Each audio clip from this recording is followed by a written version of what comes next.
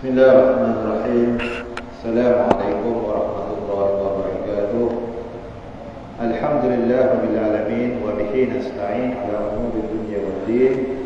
Wassalatu wassalamu ala asyrafil anbiya'i wal mursalin wa ala alihi wa ashabihi wa man tabi'ahum bi ihsan ila yaumil. Asyhadu an la ilaha illallah wa asyhadu anna Muhammadan abduhu wa rasuluh. Allahumma salli ala Sayyidina Muhammadin al-Fatih lima ughliqa wal khatim lima sabaq nasirul haq bil haq wal hadi ila siratikal mustaqim wa ala qadrihi wa miqdaril azim. Amma ba'd. Terima kasih pengurusi majlis, lembaga Ustaz Taqiyuddin, merupakan sahabat lama saya, pengurusi Masjid Asy-Syakirin. Tak lupa juga kepada Ustaz Hilal, Naibul Qadhi, darah Tampin, barisan jawatankuasa, tuan-tuan, puan-puan, hadirin hadirat, muslimin muslimat, warga Gemonceh, Darul Maman, yang dirahmati dan dikasihi Islam. Okey, apa khabar semua? Alhamdulillah, hari ini kita berkesempatan untuk iftar bersama. Dan dapat kita meluangkan masa sekejap lah, ya. Saya ambil sekejap ya tuan-tuan, ya. Istilah dia panggil kultum, kuliah 7 minit, ya. Kurang daripada 10 minit, okay? Ya, ini bersempena dengan nuzulul Quran, ya. Yang kita tahu bahawa Al-Quran merupakan kalam Allah, ya, mukjizat agung Allah Subhanahu Wa Taala yang diturunkan kepada Nabi kita Muhammad sallallahu alaihi wasallam, ya, 1400 tahun dulu. Dan Al-Quran ini juga diturunkan pada malam di bulan Ramadan ini, ya, mana yang dibacakan oleh imam tadi, auzubillahi minasyaitonirrajim, syahrul ramadan alladzi unzila fihi al-Quran hudan lin-nasi wa bayyinatin minal huda wal furqan ila akhir, ya. Mana Al-Quran itu diturunkan pada bulan Ramadan sebagai petunjuk dan panduan kepada umat manusia.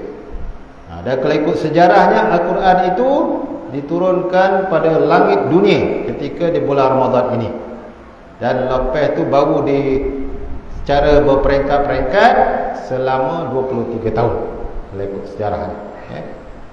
Dan saya tertarik ada satu kupasan, ya, berkenaan dengan tenaga Al-Quran ni tuan-tuan, ya. Kalau kita dapat biasa kita dapat tenaga daripada makanan dan sebagainya, kan. Macam kita dah puasa tadi berapa jam, dapat makan, dapat pula makan rondang maman, lagilah bertenaga rasa, kan. Dan begitu juga kita dapat tenaga daripada bentuk dan warna. Itu sebab kalau tengok makanan-makanan yang terjual di bazar Ramadan, air yang berkala-kala, kan, air apa, sirap Bandung, air kathira, air apa lagi, macam-macam, kan. Itu mendatangkan semangat kepada kita nak membeli. Tapi bila dah bawa balik rumah, tak terminum dah, kan. Konon-kononnya nak bawa sampai sahur pun mandang je lah, kan. Sebab kita punya semangat tadi mula-mula nak dapatkan, sebab bentuk dia, warna dia begitu mengasyikkan ataupun mendatangkan kegairahan kepada kita.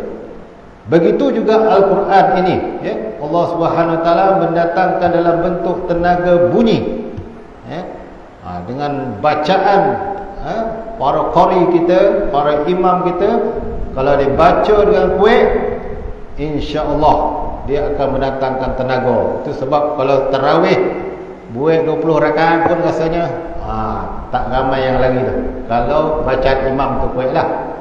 Tapi kalau imam tu tak berapa nak kuat, itu yang lama nak nunggu tu, kan. Bismillahirrahmanirrahim. Jangan. Alhamdulillahi rabbil alamin. Makmum belakang pun bila nak imam, kan. Itu yang kadang 8 rakaat dah cabut, kan. Ada tu 4 rakaat dah cabut. Sebab dia tak dapat tenaga ya, daripada bacaan Al-Quran tersebut.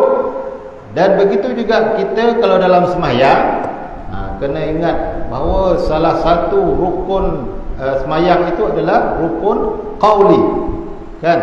Makna kita kena pastikan bacaan Fatihah kita, tahiyat kita yang wajib tersebut perlu didengar kurang-kurangnya oleh telinga kita. Kalau tidak boleh jadi tak sah solat kita. Itu pentingnya Al-Quran ini sebagai sumber tenaga kepada kita dalam menjalani kehidupan seharian, lebih-lebih lagi di bulan Ramadan ini.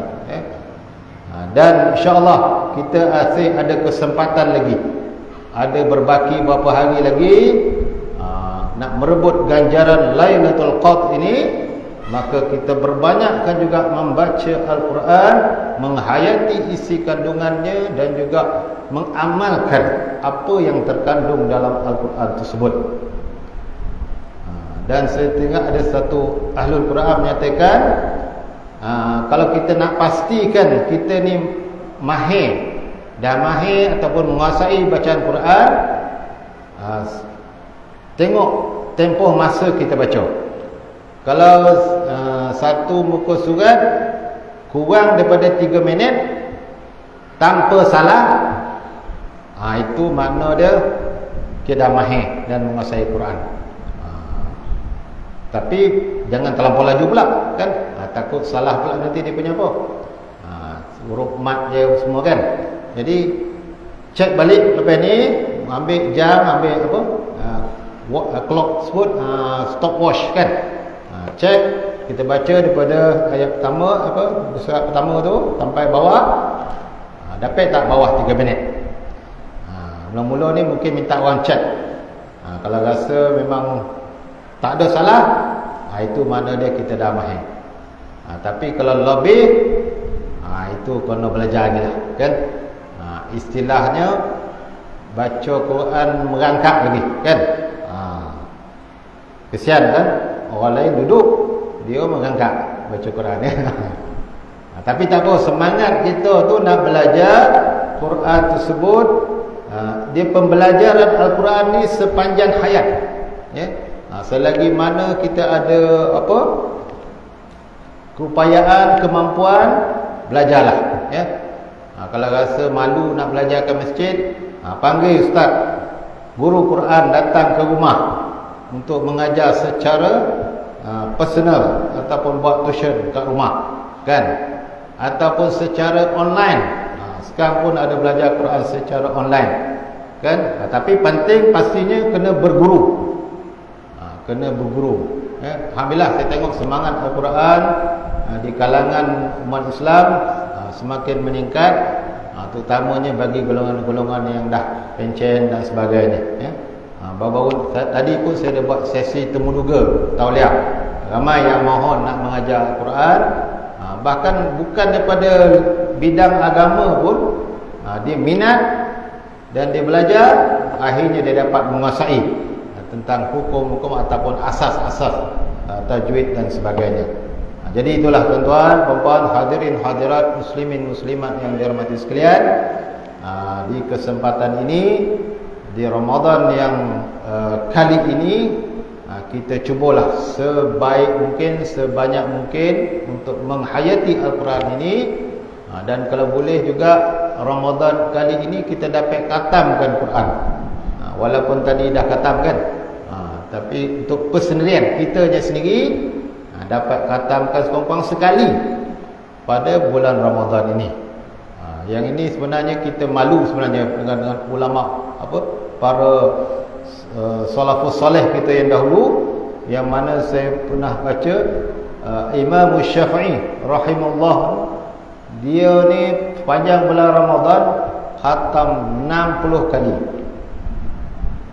Bayangkan, mana 2 kali sehari. Kita dapat sekali sebulan pun alhamdulillah, syukurlah, kan? Jadi usaha lagi, masih ada masa lagi.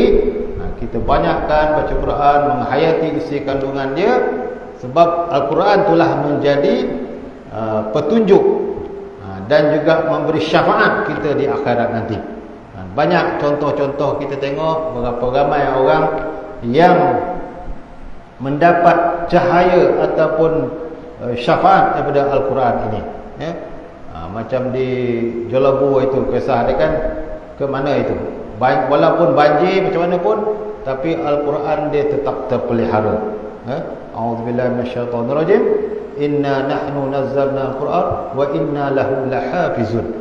Itu janji Allah SWT akan memelihara Quran tu hingga ke hari kiamat. Tapi kita pun kena sama-samalah, orang kata, mengamalkan. Jangan jadi Quran tu macam ibarat suci dalam debu, kan? Bulan puasa baru nak buka, nak kahwin baru nak khatam, nak meninggal baru nak mengaji, kan?